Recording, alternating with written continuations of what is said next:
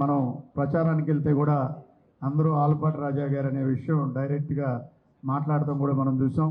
వారికి అందరూ కూడా నా హృదయపూర్వక నమస్కారాలు. వేదిక ముందున్న అందరూ కూడా హృదయపూర్వక నమస్కారాలు.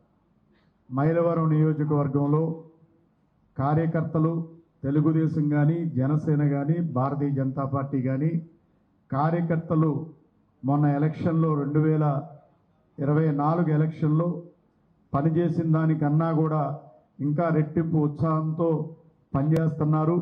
అదేవిధంగా రాబోయే ఎమ్మెల్సీ ఎలక్షన్లో అత్యధిక మెజారిటీలో మైలవరం నియోజకవర్గం మొదటి 5 స్థానాల్లో ఉంటుందని ఖచ్చితంగా తెలియజేస్తూ, వారి విజయం మా ప్రాంతానికి, మన ప్రాంతానికి అవసరం.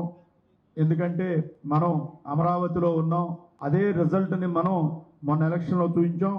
రేపు ఇంకా ఎక్కువగా ఇక్కడ మెజారిటీలో చూపిస్తారని చెప్పి మనస్ఫూర్తిగా భావిస్తూ, మంచి మెజారిటీ కృష్ణా గుంటూరు జిల్లాలో ఆలపాటి రాజా గారికి రావాలని మనస్ఫూర్తిగా కోరుకుంటూ అందరికీ నమస్కారాలు తెలియజేసుకుంటూ సెలవు తీసుకుంటున్నాను.